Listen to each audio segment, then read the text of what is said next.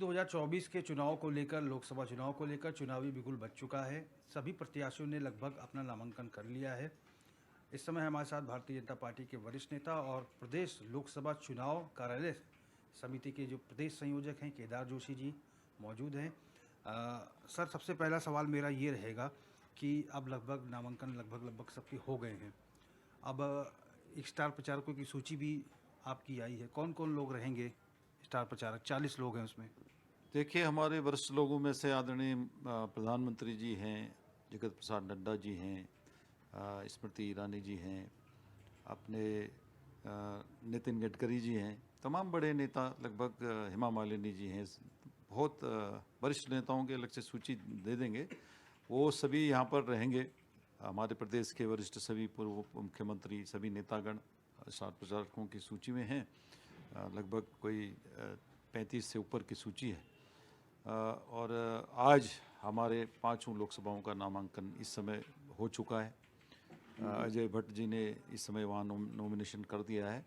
पूरी पांचों लोकसभाओं में हम चुनाव को एक जिस तरह से लड़ती है भारतीय जनता पार्टी, 24 आवर्स काम करने वाली, 24x7 हर हफ्ते भर, साल भर काम करने वाली पार्टी, अब चुनाव में बहुत ही सीरियसली, ये जानते हुए कि हम बड़े अच्छे मतों से जीत रहे हैं, फिर भी एक एक वोट को डलवाने का प्रयास करेंगे, जिसके तहत अभी 27 तारीख से, कल से ही प्रबुद्ध जनों से हमारा संपर्क अभियान शुरू होगा। हर जगह आपको ध्यान में, मोदी जी भी प्रबुद्ध जनों से पहली सभा करने वाले हैं, संपर्क करने वाले हैं मेरठ में। तो ये हमारे पूरे प्रदेश में सब जगह चलेगा। और जहाँ तक कांग्रेस का सवाल है, कांग्रेस नेतृत्व विहीन पार्टी है। कांग्रेस का ऊपर से कोई नेता ही नहीं है, जिसका किसको नेता माने पता नहीं है। अपने राहुल गांधी खुद कंफ्यूज हैं और उन्होंने सारी पार्टी के लोगों को कंफ्यूज कर दिया है। आपने खुद देखा 2022 में विधानसभा चुनाव के समय टिकटों के लिए कितनी उहापोह की स्थिति उनके यहाँ थी। कोई भी एक निर्णय पर पहुंचने में बड़ी देर लगाई थी। वही इस बार कर दिया है। कई दिनों तक कहते रहे कि नहीं नहीं हरीश रावत जी को लड़ना है, फिर उनके सुपुत्र को लाया गया है। ऐसे ही अन्य जगहों पर लोग जिनको कहा गया वो नहीं लड़े, वो तैयार ही नहीं हुए। तो ज़बरदस्ती कुछ लोगों को चूँकि थोपा है, तो इसलिए बड़ी प्रचंड बहुमत के साथ भारतीय जनता पार्टी जीतने जा रही है। कांग्रेस को जीवित रहने के लिए कुछ न कुछ कहना पड़ेगा। तमाम प्रकार के वो ये भी करेंगे कि हम इतने मतों से जीतेंगे, कहना है, नहीं तो कैसे जनता के बीच जाएंगे। जनता के बीच जाने के लिए वो कुछ दावे भी करते रहेंगे, लेकिन सत्य है कि आज की तारीख में 75 से 80% मतदाता पूर्णतया भारतीय जनता पार्टी के साथ है। जिसमें मोदी जी के द्वारा किए गए काम, इस प्रदेश में आदरणीय हमारे मुख्यमंत्री, युवा मुख्यमंत्री पुष्कर भाई के द्वारा किए गए ऐतिहासिक काम, ये सब को लेकर के जनता पूर्णतया हमारे साथ है। भारतीय जनता पार्टी की पांचों सीटें, हम जो हमारा लक्ष्य है, जो हमने एक संकल्प लिया है, 5 लाख के अंतर से जीतने वाले हैं, वो होने जा रहा है।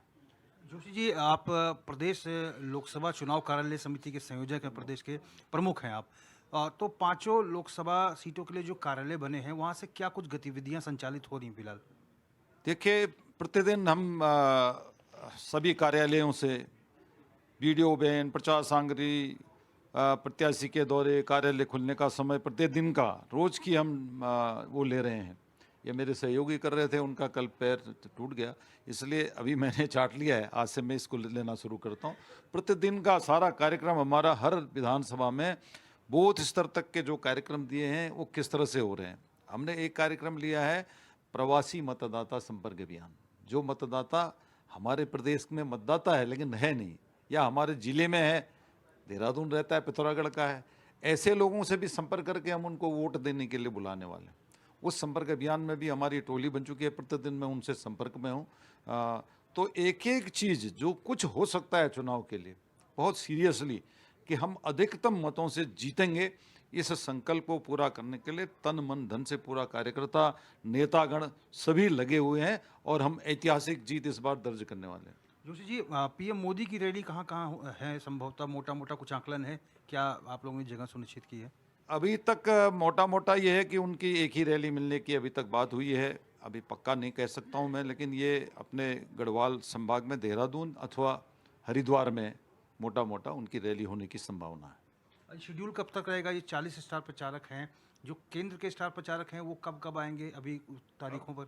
अभी वो कोई तारीखें निश्चित नहीं हुई हैं, जो ही आएगी तो हम आपको बता देंगे। धीरे धीरे अब आज परसों जब नाम वापसी होती है 30 को, उसके बाद 31 से चुनाव अभियान शुरू हो जाएगा। तो 31 के बाद अलग अलग जगहों पर अलग अलग लोकसभाओं में सभाएं होनी शुरू हो जाएंगी। तो उसके अनुसार हमारे विभिन्न नेता जिसका जहां योगदान होगा सब आएंगे और हम एक ऐतिहासिक जीत के लिए ऐतिहासिक रैलियां भी करेंगे। जो कुछ भी हमें करना चाहिए एक राजनीतिक पार्टी के रूप में सब कुछ करेंगे। केदार जोशी जी, लेकिन अगर आप लोग 5 लाख वोट के जीत का अंतर मान के चल रहे हैं, तो इसके लिए तो वोटिंग परसेंटेज जब बढ़ेगा तभी तो ये संभव हो पाएगा। इसके लिए क्या कुछ तैयारी है, क्या कुछ कर रहे हैं आप लोग? निश्चित तौर पर ये बड़ा अच्छा प्रश्न आपने कहा कि 5 लाख का अंतर तब होगा जब वोटिंग परसेंटेज बढ़ेगा। इस बार जितने नए मतदाता हैं उनसे सीधे संपर्क में हैं हम और उनको बनाया, हमारे कार्यकर्ताओं हमारे नेताओं के द्वारा उनको नया मतदाता बनाया, उनसे हमारा संपर्क है। पुराने बुजुर्गों के लिए हमने प्रयास किया कि घर घर जाकर जो लोग नहीं आ सकते हैं घर में जाके पोलिंग की टोली जाके उनका वोट लेगी हर तरफ से। और जो मतदाता मतदान देने में थोड़ा सा पीछे रहते थे, हर एक को जागरण कर रहे हैं हम इस बार। हर बूथ पर हमारे पन्ना प्रमुख, पन्ने के एक एक वोटर की 30 से 28-30 वोट होते हैं, उसका एक प्रमुख है हमारे पास। उन 30 के 30 वोटों को डलवाने के लिए उसको साल भर से कह रहे हैं हम, आज से नहीं तो पहले से। तो पन्ना प्रमुख आज हमारा एक्टिव है, तो हमें पूरा भरोसा है कि बहुत ऐसी परिस्थितियां होंगी कि जब कोई व्यक्ति वोट डालने नहीं जाएगा तो 80% से ऊपर मतदान होगा इस बार, जिसके कारण सीधे सीधे ये अंतर आएगा। और हम 5 लाख के अंतर से कांग्रेस का मतदाता घटा है तो हमें ही तो पढ़ना है ना। जब मतदान का प्रतिशत बढ़ेगा हमारा अपने आप अंतर भी बढ़ना ही बढ़ना है, क्यों कांग्रेस को तो वही पढ़ना है, वो भी नहीं पढ़ना है जो पिछली बार था। जिस तरह से उनके सारे नेता अपने जनाधार को लेकर के हमारे पास आ गए हैं, बहुत सारे सिटिंग एमएलए तक आ गए हैं, तो मुझे नहीं लगता कि कांग्रेस को कोई खास मत पड़ेंगे। तो सारे के सारे जो भी मत पड़ेंगे अधिकतम 80% से ज़्यादा हमको पड़ने वाले हैं। तो निश्चित तौर पर हम 5 लाख का लक्ष्य अपना जो संकल्प है उसको पूरा करेंगे। अच्छा, मेरा अंतिम सवाल केदार जोशी जी, पूर्व सीएम हरीश रावत और तमाम अन्य नेता ये कह रहे हैं कि साहब बीजेपी जो है 400 पार का नारा इसलिए दे रही है क्योंकि बीजेपी संविधान बदलना चाहती है, इसीलिए बीजेपी का टारगेट है।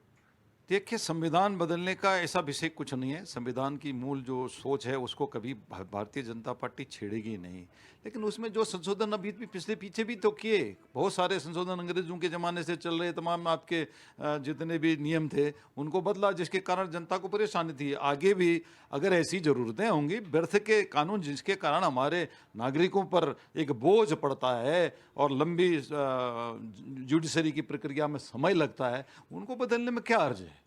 तो चेंज करने का तो हमारे संविधान में ही कहा है। हमारे संविधान के जो बनाने वाले थे भीमराव अंबेडकर जी आदि आदि, उन्होंने कहा है इसमें खूब सारी पहले ही गुंजाइश है। उसमें कितने तो संशोधन कांग्रेस के ज़माने में हुए, 72-73 से ज़्यादा। तो वो संशोधन या पूर्णतया किसी को बदलने की है। कई धाराएं हमने ख़त्म की, धारा 370 ख़त्म कर चुके हैं। तो वो आवश्यकता पड़ने पर ये सब किया जाएगा। धन्यवाद जोशी जी, हमसे बातचीत करने का।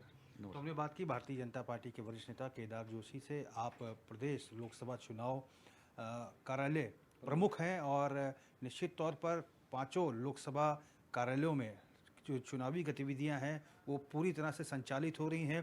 पूरा डाटा जो है फाइलों में तैयार हो रहा है, कौन कितने समय आ रहा है, कौन कितने समय जा रहा है, क्या कुछ प्रचार सामग्री है, कितनी आवश्यकता है, ये तमाम चीज़ों का आकलन बहुत बारीकी से किया जा रहा है। और अब स्टार प्रचारकों की सूची भी आ गई है। भारतीय जनता पार्टी पूरी तरह से आशान्वित है और उत्साहित है कि 2024 का चुनाव ऐतिहासिक होगा और उत्तराखंड की 5 लोकसभा सीटें बीजेपी जीत कर आएगी और देश में भी 400 पार का नारा जो है ये सफल साबित होगा। HNN 24/7 के लिए अपने कैमरा पर्सन हरीश भट्ट के साथ